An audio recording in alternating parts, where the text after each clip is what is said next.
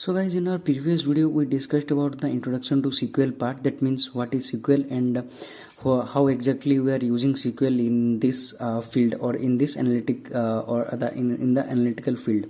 So if you missed that video, then you can go through the link I have added in the description of this video, and you can watch our previous video. And also we have discussed about few database terminologies and all, and also like I'll be putting the link to that video as well. You can watch that video if you want to watch, or if you want to know more about the various or the important terminologies we'll be using throughout this course. So today we are going to discuss about the data type in SQL. So basically data type defines the type of data we can store in a variable. So in other programming languages like C and Java and Python, we are using various data types. For example, integer and the float and double, and also and various data types are available, right?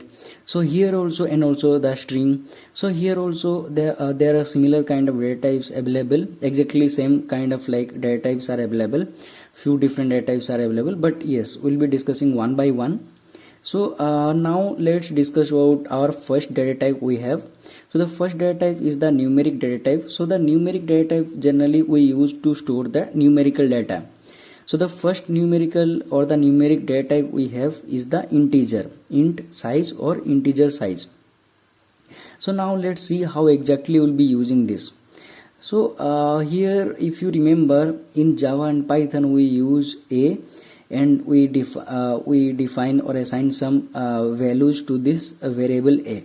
So here also I am taking a equal to 10. So here it's a integer type. That means the integer data type stores the whole number, like 1 2 3 4 5 6 9 10 20 23, like this, so on. So it only stores the whole number. But in case of the number, it used to store any type of integer or decimal values. So that means the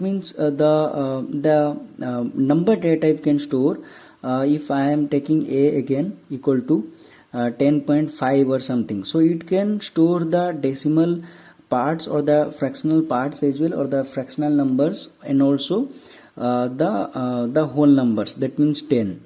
So this is the use of like number. And also a number takes more like space to store the data. So if you know that your requirement is only to store the whole numbers or the integer values, then you can assign integer or define the type of this variable as integer. Or else, if you don't know about what will be the data type or the what will be the value will be getting, you may sometimes, if you are getting integer and sometimes if you are getting the decimal parts or the fractional numbers, then you can take it is that you can define the variable as the number, right? So now let's move to the next variable we have. Second one is the data type we have is the string data type. So string, generally two types of data types are available. So the first one is the character. So character size you can define, and it is used to store the string values, like in other programming languages, same functionality it has here also. And it uses fixed length. But in case of VARCHAR or the VARCHAR 2, used to store any string values, and it uses the variable length. So what is the difference? So let me give you an example here. So here I am having one variable, and the variable name is s, and here inside this s I am storing some name. For example, I am storing Priyavrat, and suppose the length of Priyavrat or the string is of 8 characters, suppose 8 characters.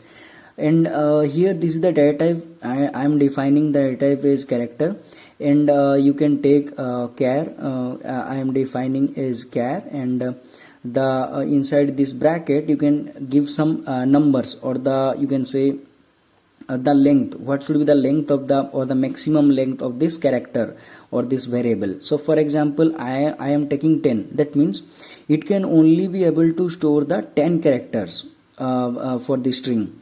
So for example, here Priyavrat is of 8 characters, but again I am getting one like string value where the total number of characters I have exceeds 10. That means 11 number of characters I have.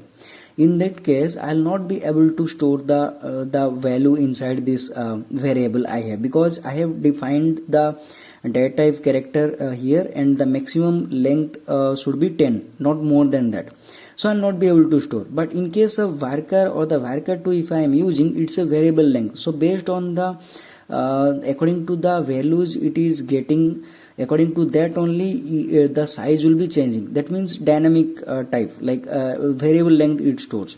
So it will change automatically. So what happens here, what is the benefit is that, so for example here I am taking 100, like I am not sure what will be the length here, so I am maximum of like 100 characters it can store. But in the real time I am only getting the maximum length of the string I have is 50. That means remaining 50 characters space is being like wasted here. But in case of varchar, if I am using, and if it sees that the maximum length I am getting is 50, so based on that only it will it will accommodate the values it is getting, so that the memory will be utilized fully or efficiently. So this is the benefit of using varchar. And varchar 2 are like based on the size only. So it can store maximum, varchar can store maximum of 200 or 2000 like the characters inside that, 2000 or 20,000 I guess. And in case of varchar 2 it can store 4000 characters maximum. And now let's move to the third data type we have. So here the third data type is time and date type. So date and time generally used to store the both date and time values in a single variable. So that means for example that D is the data type, and the value it will be stored today's date and the time also, like 10 a.m. or 10 p.m. so and so. And date only stores the date value, and time only stores the time values. And timestamp, what it does, it stores both the date and time values plus the time zone you are using. For example, I am using here the UTC or the IST time zone. So at the extreme right corner you will be seeing UTC or IST or something like that, like the timestamp. In case of timestamp it will be giving us the time zone as well. So this is the benefit of using the date and timestamp data type. And at last there is one more data type we have, binary data type. So generally a binary, as you all know, it stores the true and false kind of like the values. So binary used to store the binary data type or the values, that means true or false values it stores. So these are the like various data types we will be using throughout our course here in the introduction to SQL. So I hope it is clear right now what are the various data types available in SQL. So if you have any doubt, you can ask me in the comment section below. I will try to like help you or solve or clear your doubts here only. So thank you guys watching for the video. In the next video we'll be discussing about various statements we have in SQL. So till then, stay tuned. Bye bye, or have a good day.